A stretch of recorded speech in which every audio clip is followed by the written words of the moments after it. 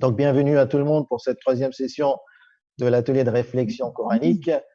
Donc, comme d'habitude, on suit le plan qu'on avait évoqué, un hadith pour illuminer nos esprits et nos cœurs. Ensuite, l'intervention des deux participants et un résumé. Aujourd'hui, on va vous faire part d'une règle exégétique. Et donc, on a un hadith de l'imam Abu Abdillah alayhi salam, le sixième imam alayhi salam. Le verset est rapporté de Al-Kafi, volume 2, page 603. Et donc, le récit est عن أبي عبد الله عليه السلام قال من قرأ القرآن وهو شاب مؤمن اختلط القرآن بلحمه ودمه وجعله الله عز وجل مع السفرة الكرام البررة وكان القرآن حجيزا عنه يوم القيامة. Et comme traduction proposée, donc rapportée de l'imam Sadiq alayhi salam, quiconque lit le Coran pendant sa jeunesse, comme vous tous, ce dernier s'imprégnera, donc le Coran s'imprégnera dans sa chair et se mélangera à son sang. Dieu l'assimilera aux ambassadeurs nobles et obéissants, donc, comme les anges.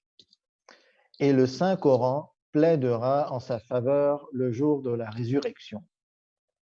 Le hadith, il est clair, sans équivoque, nickel, impeccable.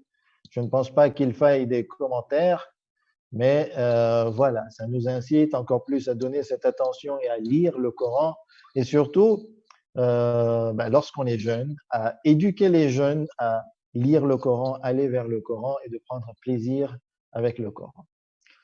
On va passer à l'étude des versets choisis. On vous écoute. Salam alaikum ajma'in. Salam alaikum, Cheikh. Wa alaykum assalam wa rahmatullah.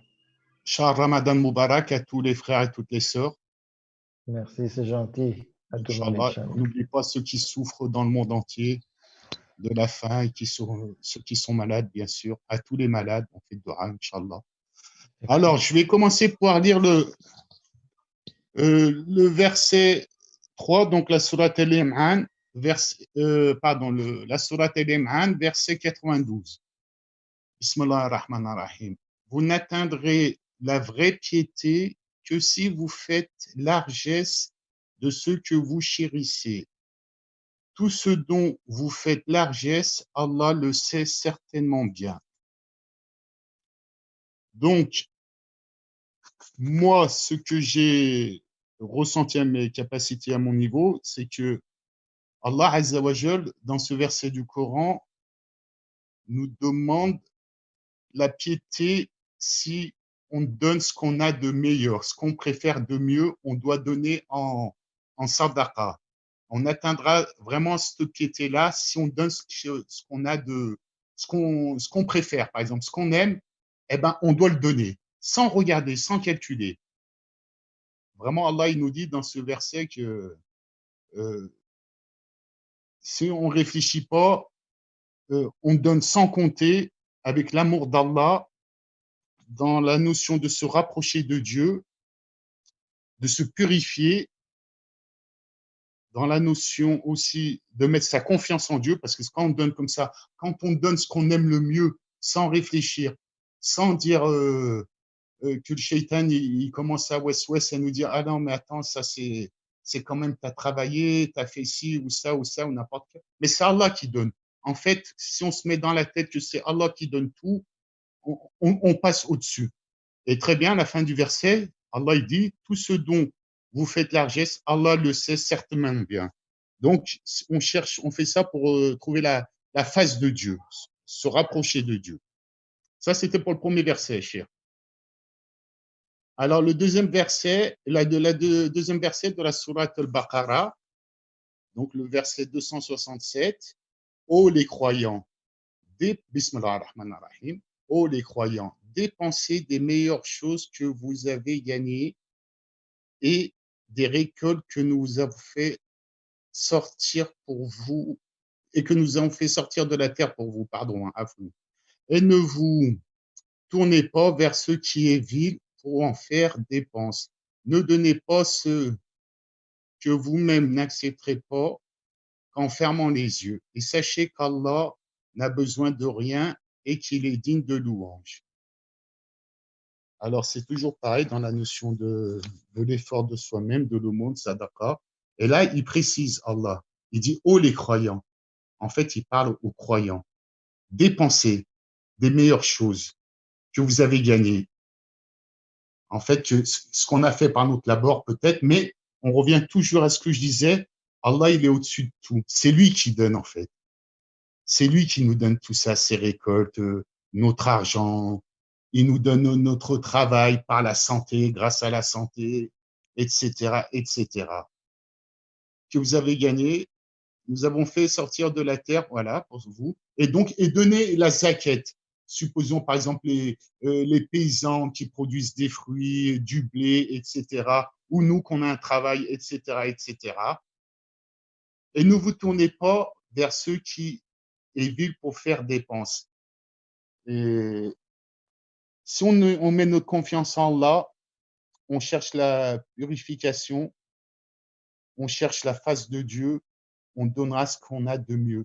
Ça revient toujours par rapport au premier verset. Hein.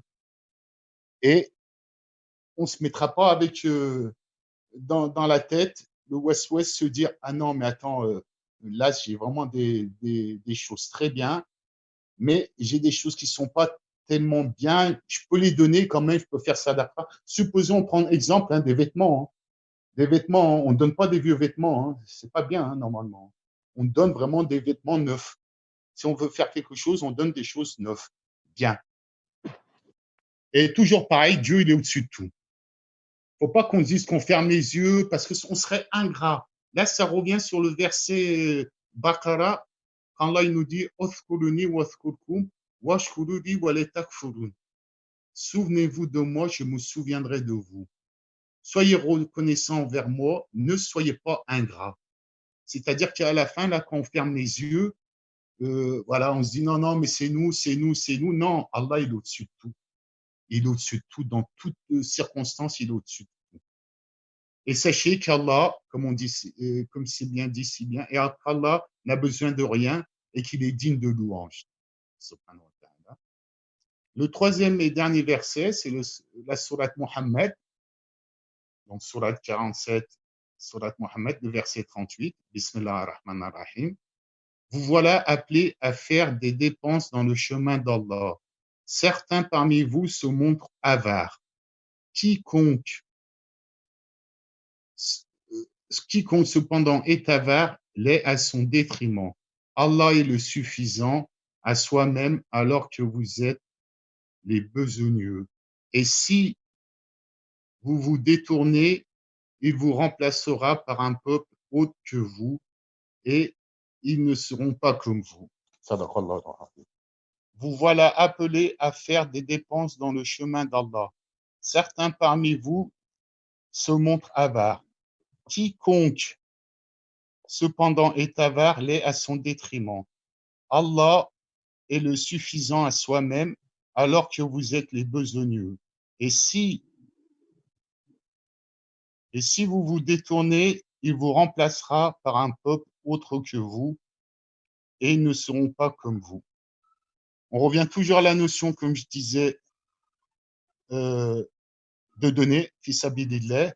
Moi, je vois ça hein, dans ces chances-là. Hein. C'est Dieu qui nous a donné. Dieu, il est au-dessus de tout. Il nous a donné nos moyens de subsistance en tout moment. Et il nous escorte, en fait, pour se rapprocher encore plus de lui, pour avoir une récompense, mieux que ça, de donner, sans compter. Mais, hélas, il y a notre âme, à beaucoup, l'avarisme. Il y a des gens qui vont dire non, mais attendez, j'ai travaillé beaucoup, je donne juste un peu, ça ou pas, ou je donne pas, moi, c'est mon argent, c'est moi. Ça me fait rappeler pour Haroun, avec Pharaon.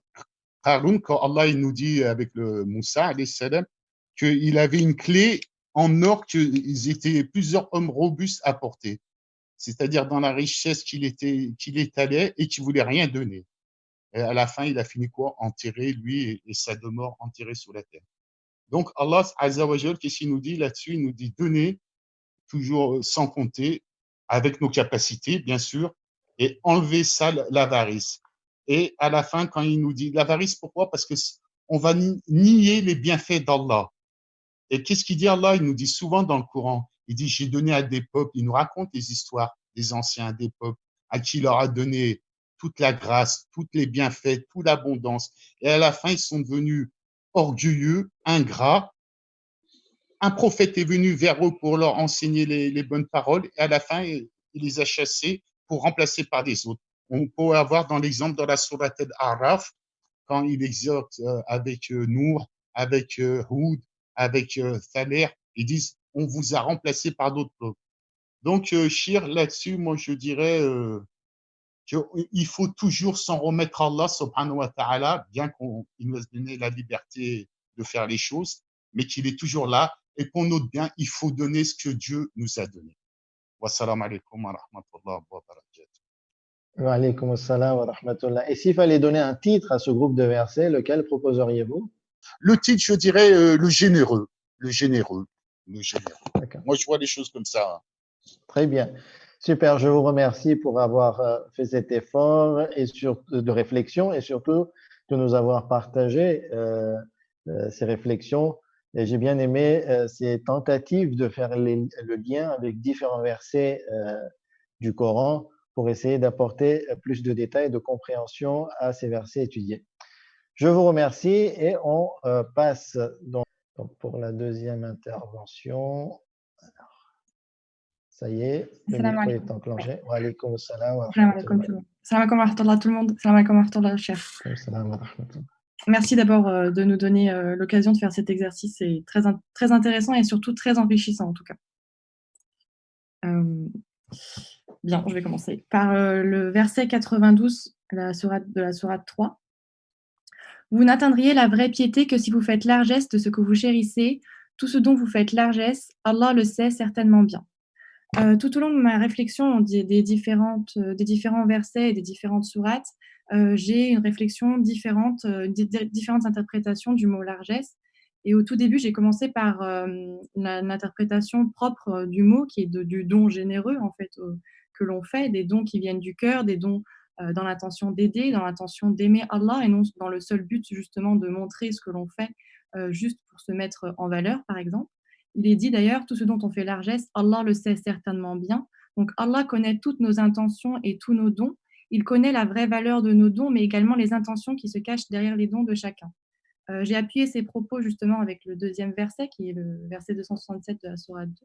Bismillahir-Rahmanir-Rahim.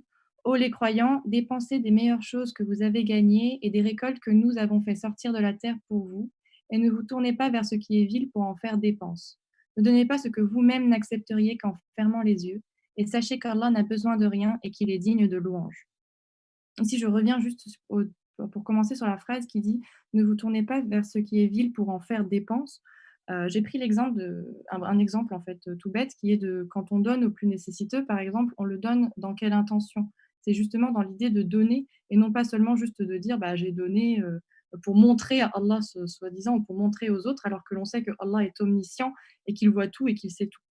Il ne s'agit pas de réaliser également des actes qui nous détourneraient du chemin d'Allah pour tout simplement gagner quelque chose et le donner en retour. Parce que est-ce que ces choses que l'on donne après les avoir gagnées en ayant fait des actes illicites, par exemple, sont des choses pures en fait que l'on donnerait.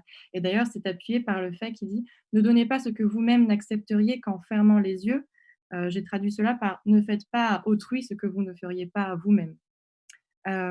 Dépenser, je reviens au tout début, qui disait dépenser des meilleures choses que vous avez gagnées et des récoltes que nous avons fait sortir de la terre pour vous. Ne vous attachez pas aux choses matérielles de la vie qui ce sont finalement que des choses éphémères. Allah subhanahu wa ta'ala nous donne énormément de bienfaits sur cette terre, de choses éphémères bien sûr, mais aussi moi j'ai traduit les récoltes également par les choses matérielles, mais je les ai aussi traduites par les dons, les actes, notre intelligence, nos paroles. Et si on s'attarde justement sur ce que l'on donne autour de nous, ce que l'on transmet autour de nous, qui est également la bonne parole, mais aussi les choses, en fait, les choses éphémères, comme je dis. C'est les utiliser à bon escient, ces choses-là, ne pas les gaspiller et donner aux autres sans. Enfin, ne pas être avare, tout simplement, parce que Allah n'aime pas les avares, comme il a été dit dans le verset 38 de la sourate 47, Bismillah ar-Rahman ar-Rahim. Quiconque cependant est avare l'est à son détriment. Euh, je termine juste sur le verset 267. Et sachez qu'Allah n'a besoin de rien et qu'il est digne de louange. Ici, j'ai traduit par le fait que le seul don en fait que l'on fait à Allah sont nos prières et nos invocations, par exemple. C'est les plus belles, c'est les plus beaux dons que l'on puisse faire à Allah directement. Et pour cela, je me suis appuyée sur le dernier verset. Bismillah ar-Rahman ar-Rahim. Vous voilà appelés à faire des dépenses dans le chemin d'Allah. Certains parmi vous se montrent avares. Quiconque cependant est avare l'est à son détriment.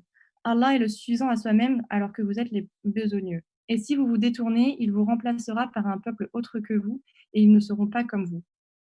Et pour terminer, j'ai pris l'interprétation du fait que le don que l'on fait, est-ce que donner de son temps finalement et de son énergie dans tous les actes que l'on accomplit pour Allah ne serait pas l'un des plus beaux dons que l'on puisse faire? Ne dit-on pas que donner de son temps est un cadeau qui n'a pas de prix? Est-ce que le temps ne serait pas la denrée la plus précieuse que l'on a, la plus grande des richesses que nous a été donnée par Allah? Alors, donner de son temps dans les prières pour Allah, justement, c'est donner de sa plus grande richesse. On donne beaucoup de notre temps, par exemple, pour des choses futiles, les futilités de la vie. Et est-ce que Allah ne mériterait pas qu'on lui accorde plus de temps et plus d'énergie? Je veux dire, prendre un temps plus qualitatif dans l'accomplissement des actes simples qu'il nous demande, comme le prière, le jeûne ou bien évidemment l'aumône qui a été dit au tout début. Et je terminerai par la dernière phrase. Et si vous vous détournez, il vous remplacera par un peuple autre que vous et ils ne seront pas comme vous. C'était un peu plus compliqué pour moi de comprendre cette phrase, mais je l'ai compris de la même manière, comme tout ce dont j'ai compris. C'est que lorsqu'on donne du temps à Allah, lorsqu'on se donne à Allah dans tout ce que l'on accomplit, c'est-à-dire dans ce que l'on donne aux autres, dans ce que l'on réalise, dans nos prières, dans notre jeûne, dans tout ce que l'on fait, lorsque Allah est avec nous, Allah nous le rend 1000 fois mieux et encore, c'est trop faible de dire ça. Mais à l'inverse, lorsque l'on se détourne de son chemin, eh bien, il ne faut pas oublier que son châtiment est tout aussi puissant. Voilà, c'est ici que je m'arrêterai. Merci. Et donc, pour finir, le titre proposé à ce groupe de versets. J'y avais pas pensé ça. Je dirais les bonnes intentions. Les bonnes intentions. Ouais. Très bien. En fait, pourquoi je demande le titre? C'est parce que le titre, finalement, c'est, si on veut résumer l'étude et la réflexion, c'est ce qui nous restera au plus profond de nous, en fait. Parce qu'en étudiant ce groupe de versets et en connaissant vos titres, j'aimerais savoir justement de quel angle vous avez abordé, vous avez apprécié ces versets, que vous les avez compris. Et c'est toujours bien en fait de synthétiser les idées et de rentrer en détail, synthétiser et de faire cet exercice de réflexion finalement. La réflexion, c'est un mouvement entre les objets étudiés et les différentes images mentales recueillies de ces objets étudiés, ensuite d'analyser. Juste pour terminer, avant de passer au point exégétique, vous l'avez cité, par moment vous êtes passé un petit peu rapidement. J'aimerais juste demander au public que lorsqu'on on partage quelque chose avec quelqu'un, pour vous, qu'est-ce qui serait le plus valeureux? Quelle est la chose que vous aimeriez le plus et ensuite partager? Alors, notre sœur Yousra nous a dit le temps et l'énergie. Est-ce que le temps donné à quelqu'un, partagé pour quelqu'un ou pour faire ses prières et adorer Allah subhanahu wa ta'ala, est-ce que ce ne serait pas ça comme la chose la plus valeureuse? J'aimerais un petit peu connaître vos avis à vous. Alors, vous pouvez les mentionner soit sur dans le chat ou prendre la parole.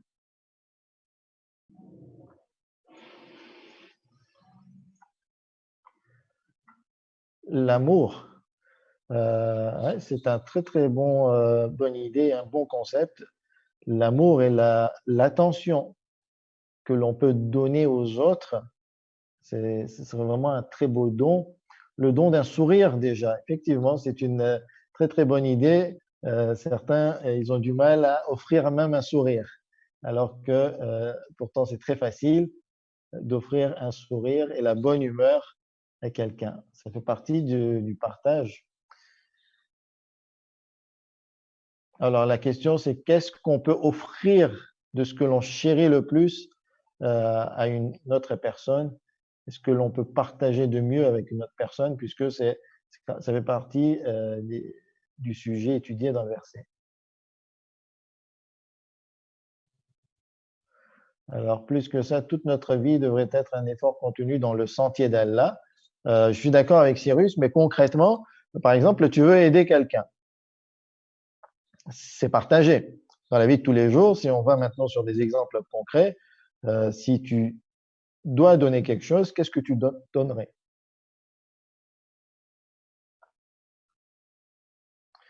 Donc, la bonne humeur et la sympathie, le temps et l'endurance, l'énergie, donc sa santé. Hein, lorsqu'on donne de l'énergie pour des autres, pour des œuvres de bienfaisance, c'est qu'on donne quelque part sa santé. Très bien. Le savoir, son temps et son savoir. Effectivement, c'est un très bon point, le savoir. Certains, après des années, ils acquérissent ce savoir et ensuite ils le partagent. De l'argent, oui, ça fait partie des biens matériels.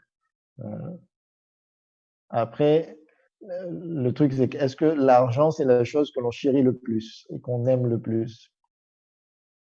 Le dévouement, enrichir l'autre, la foi, sainte, c'est un très très bon point, la foi et cette croyance. Et donc, essayer de partager avec les autres ce qu'on chérit le plus, qui est la foi et la croyance. On va s'arrêter là et on va passer à un point exégétique avant de terminer la session de ce soir. Et le point exégétique, c'est que pour comprendre les enseignements islamiques, il ne faut surtout pas outrepasser une méthode. Donc, lorsqu'on veut obtenir un enseignement islamique, on est obligé d'étudier les sources islamiques dans leur ensemble. Et c'est ça le point. Souvent, on voit des personnes qui produisent des résultats islamiques, mais qui n'étudient pas les sources islamiques dans leur ensemble. Et à ce moment-là, on a juste une thèse, il n'y a pas l'antithèse, et la synthèse, elle est souvent erronée. Et c'est pour ça que pour bien comprendre ce que nous demande l'islam, il faut tout d'abord comprendre le Coran dans son ensemble et non partiellement. Donc, vous savez, l'exercice que nous faisons actuellement, c'est que nous prenons un ou plusieurs versets, donc ce ne sont que des parties du Coran, nous étudions ces versets et ensuite nous produisons des réflexions. Bon. Étant donné que vous avez très bien assimilé la différence entre tadabbur, réflexion, et tafsir, exégèse, d'accord, et qu'à aucun moment nous souhaitons attribuer nos propres réflexions à Allah subhanahu wa ta'ala et son intention voulue dans le Coran, mais lorsqu'on va en profondeur et que certains veulent maintenant associer leurs résultats à Allah et leur dire que Dieu a voulu dire ceci ou cela, à ce moment-là, ils doivent respecter la méthodologie de comprendre le Coran dans son ensemble et non uniquement s'appuyer de façon partielle sur des versets et ensuite proposer leurs résultats. Et cela est dicté et dit dans les versets 49, sourate 5 et le verset 150, sourate 4. Je ne vais pas le lire, mais ceux qui souhaitent lire et jeter un coup d'œil, ils peuvent le faire après le cours. Ensuite, il ne faut pas oublier d'étudier la sunna. D'accord? La sunna qui veut dire parole, fait, geste, silence approbateur du prophète Mohammed sallallahu alayhi wa sallam et les imams infaillibles des Ahl al-Bayt. D'accord? Et cette sunna qui nous a été rapportée à travers les traditions et les hadiths. Et donc, pour comprendre la sunna dans son ensemble, il faut absolument étudier toutes ces traditions et tous ces textes scripturaires, ces textes sacrés. Et c'est seulement après que nous pouvons proposer un résultat ou un enseignement islamique. Donc, vous avez compris, on a besoin d'être quand même spécialiste, d'avoir des méthodes scientifiques pour pouvoir étudier le Coran, ensuite rentrer en profondeur pour avoir un sens complet, ne pas se suffire d'une partie, et pareil pour la sunna. Et une fois qu'on a étudié tout cela dans l'ensemble, c'est seulement là qu'on peut aller vers l'avant et agir. Donc, je répète, il faut assimiler ce point, toujours être humble par rapport à notre propre niveau. Je souhaite partager ce point exégétique pour se dire que, attention, c'est vrai que nous réfléchissons et c'est très très bien ce que l'on fait. Et d'ailleurs, on va aller en profondeur petit à petit, Inch'Allah, éventuellement dans l'avenir. Mais il faut toujours rester humble et se dire qu'à mon niveau, je ne fais qu'une étude très partielle et très minime du Coran et que je ne dois pas, on va dire, me sentir pousser des ailes et aller au-delà de mes capacités. Et c'est là que moi, j'encouragerais tout le monde à aller en profondeur, à aller étudier, acquérir toutes ces méthodologies scientifiques, à devenir un savant, un très très grand savant pour comprendre l'islam. Mais tant qu'on n'y est pas, à ce moment-là, nous avons d'excellents savants sur qui s'inspirer et se référer. Et une fois donc nous avons ces avis islamiques pour celui qui souhaite étudier l'islam en profondeur et dans son ensemble, il agit en fonction des résultats islamiques. Et la dernière étape, c'est de s'assurer que mes actions correspondent et sont conformes aux résultats islamiques, aux enseignements islamiques. Donc, voici un petit peu le comportement entre la théorie et la pratique que l'on doit adopter pour ne pas perdre la juste mesure de nos capacités et de nos actions. Donc, une question pourrait se poser. Étant donné qu'on a parlé de partage dans ce verset, on a parlé de faire don, de faire largesse de ce que l'on chérit le plus, de ce que l'on aime le plus. Et attention, s'il faut donner, donnons ce qui est bon, ce qui est meilleur, ne donnons pas ce qui a une mauvaise qualité. D'accord ? Donc, on parle beaucoup de la qualité dans ces versets. Ce qu'on doit donner, ce qui a le plus de qualité pour nous. Mais au niveau de la quantité, est-ce que je dois donner sans limite?